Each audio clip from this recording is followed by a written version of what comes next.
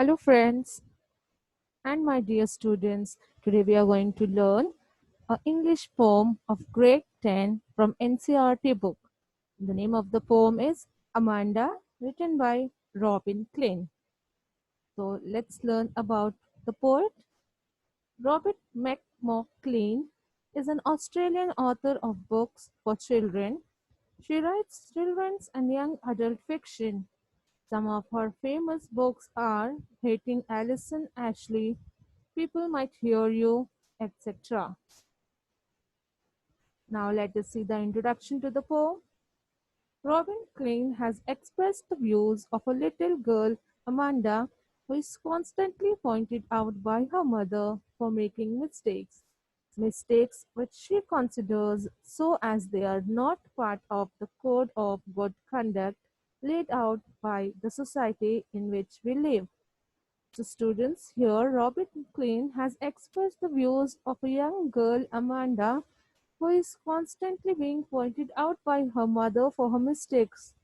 Children tend to do mistakes in the young age. So is Amanda doing. But the mother wants to correct her because she considers those mistakes are not a part of the good conduct that is laid out in the society. So she insists her to correct herself, and in return, Amanda feels irritated.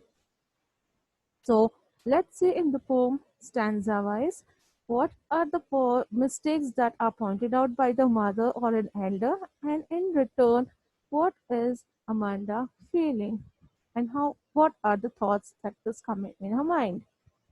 First stanza: don't bite your nails, Amanda. Don't hunch your shoulders, Amanda. Stop that slouching and sit up straight, Amanda. So, in this stanza, mother is stopping Amanda from biting her nails. She's saying her not to hunch her shoulders and sit. She also says her not to slouch and sit up straight. Now, hunching your shoulders is bending your shoulders, and if you bend and sit, your body posture will be not proper. So, the mother wants to correct her. She is also telling her not to slouch and sit in a lazy manner, as again it's not a good conduct. But when the mother is pointing out all these things, what does the Amanda feel? How does she feel? What are the thoughts that comes in her mind? We'll see here. These are written in the brackets. These are the thoughts that are coming in the minds of Amanda after she is being pointed out by the mother again and again. She thinks like this: there is a languid emerald sea, where the sole inhabitant is me, a mermaid drifting blissfully. She thinks that she is in a green emerald sea, where she is the sole inhabitant, the only one resident or inhabitant there, and she is a mermaid who is carried away by the water very happily and blissfully. And she considers herself being there all alone so that there is no elders to disturb her or point out to her so that what not to do and what works to do. Let's see in the next stanza. Did you finish your homework, Amanda? Did you tidy your room, Amanda? I thought I told you to clean your shoes, Amanda. Now here again the mother is pointing at Amanda and reminding her to finish her homework, that she cleaned and tidied her room, or has she cleaned her shoes for the next day, and all these things which a regular routine the young child has to do. But instead again Amanda is feeling harassed, and uh, she starts thinking and dreaming of something else. Let's see. I'm an orphan roaming the street. I pattern soft dust with my hushed bare feet. The silence is golden, the freedom is sweet. So as soon as mother points out all these things, she starts dreaming of being an orphan, roaming all alone in the street, and drawing the pattern on the soft dust which are lying on the roads with her bare feet. And she thinks that the silence is golden and the freedom is sweet. These are all the thoughts which are coming in their mind as a result of being pointed out by the mother again and again.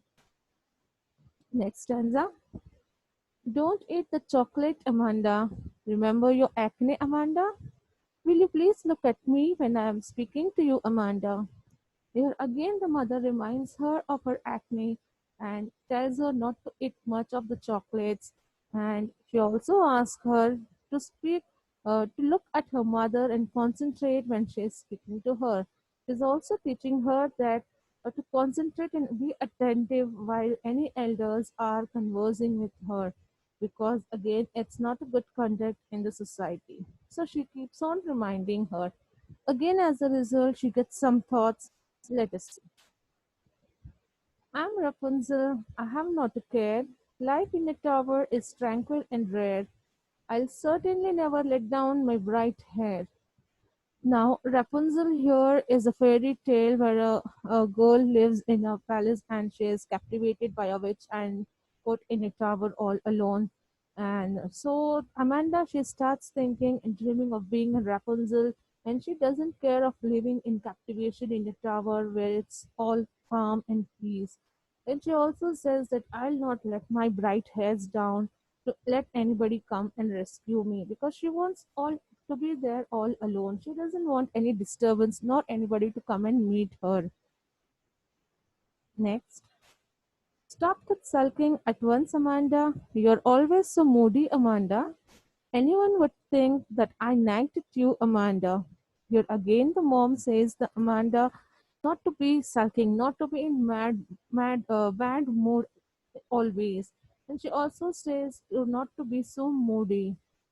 She just insists her to be good and calm, and she says that if she becomes so moody, what would anybody or the outsiders think about her? They'll think that mother is continuously nagging at Amanda. So these are some of the mistakes, or you can say the small small mistakes which Amanda is doing, and the mother wants to correct her, and she's constantly nagging her. So these are the thoughts which comes in her mind in the result of being constantly nagging from the elders and the mother.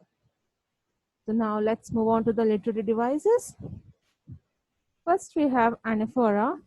Anaphoras are nothing but the repeated use of word at the start of two or more lines. When you go to the poem, stanza wise, you can see that did you finish, did you tidy? The word did you are repeated at the start of the lines. So this becomes anaphora. Next, rhyme scheme.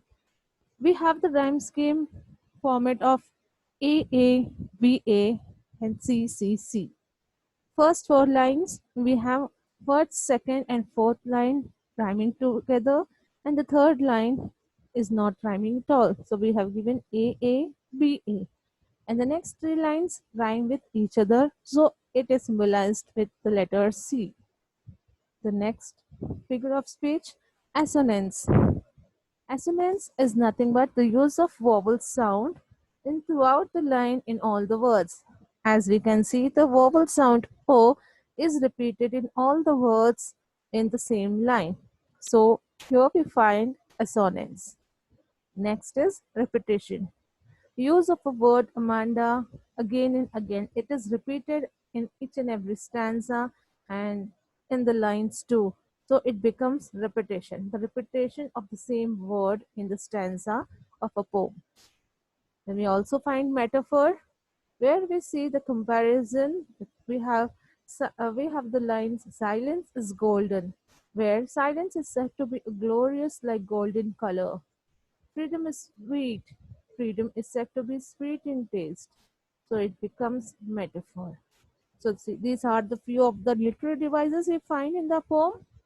And this is what about the explanation and the literary devices. Hope this video was helpful for you all students. And keep liking, sharing, and subscribing my channel. And do watch more videos. Thank you.